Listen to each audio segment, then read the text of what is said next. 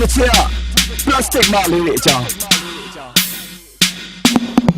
Come on ကိုရီးယားမင်းသမီးလို့ဒီဇိုင်းကကလေးထားနေရီစားတွေကိုလှူလို့ပဲတိုင်ရှိုးလေးတွဲတာပဲ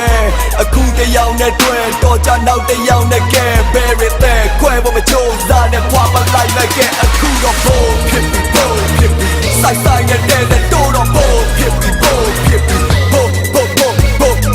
ဖြစ်ပြီစိုက်ဆိုင်နဲ့တဲ့တိုးတော့ဘိုးဖြစ်ပြီဘိုးဖြစ်ပြီဘိုးvery top very မြဟန်ဆောင်ပြီးပလဲတွေခ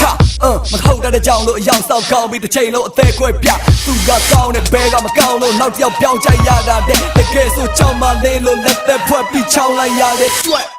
တော့ပေါ်နဲ့ edit လုပ်ပြီး Facebook ပေါ်မှာတဲ့ innocent ဘာပညာပညာနဲ့ပဲကသူကျွမ်းကျင်တဲ့ကွယ်တော့ပုံပြောရင် easily လုံးတန်းနဲ့ထောင်ချောင်းစင်များပဲဆို sky မှာကျူဖို့လည်းကန်ဒီဆုံး make up like အရာဝယ် relationship တော့မချင်ညာပါနဲ့မဲမဲစုမှာစိုးလို့ပါဘယ်သူမစိုးကိုခေါ်တာအသိတွေပေါ်မှာစိုးလို့လားပြဿနာမတက်ခင်ပြဿနာအရင်ရှာပြဿနာလုပ်ပြီးစိတ်ကောက်ပြတရေကကြည့်သလိုစိတ်ချောက်ချအောင်မင်းကချိန်ချောက်ပြကိုရီးယားမင်းသမီးလို့ဒီဇိုင်းကကလေးထားနေရီစားတွေကိုလှူလို့ပဲတိုင်ရှိုးလေးတွဲတာပဲ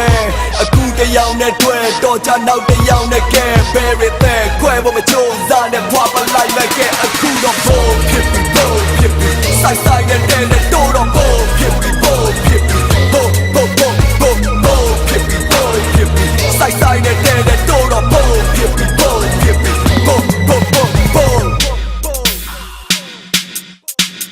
အခွက်တွေရာတွေကိုရွှေ့နေတာစိတ်ရှိတဲ့ခင်ဗျားလို့ရွေ့နေတာရက်ွက်တွေကြောက်နေတဲ့မှာပွေးနေတာနေရာတွေကပေးတရမှာတွေ့နေရပလိန်ကြီးအစိမ်ကြီးတယောက်ပြီးတယောက်ထပ်ပြီးပတ်နေတာမင်းတို့ငါရဲ့စက်ကောင်အစ်စ်ကမိမမာယာဘတ်ကိုရချိန်လူကိုချိန်ပြီးတော့ coffee ဆိုင်တွေမှာသူ့လိုချိန် shopping center တွေမှာတနေ့ကုန်ဒိတ်ရင်ပတ်စံတော့ပြီးရှင်းဖို့ငါ့ကိုထိပေါ်တင်တရဝင်းကွဲလို့ပြောတော့ဘေးဘေးလိုက်အောင်မဲ့ကြီးနာခဲ့လိုတဲ့ချိန်မှာတုံးချဖို့အတွက်ငါကမင်းအချိန်ပိုင်းရှိသားပဲနာမည်ကြီးတဲ့မင်းလားတစ်သေးသားမကြီးသားပုံနာမည်အားလုံးဥထားတယ်မင်းကစမကြီးလို့ပြူစားတယ် let's go ဖြစ်ပြီးယူသွားမယ်မရခင်ကတော့ဥထိတ်ပန်းစင်ကလို့လိပ်ပြီးတော့ထိတ်ပေါ်တင်ရပြီးသွားတော့ဖြာလို့ခင်ပြီးတော့ဖဏတ်နဲ့နင်းချေဖြစ်ကိုရီးယားမင်းသမီးလို့ဒီဇိုင်းကကလေးထားနေ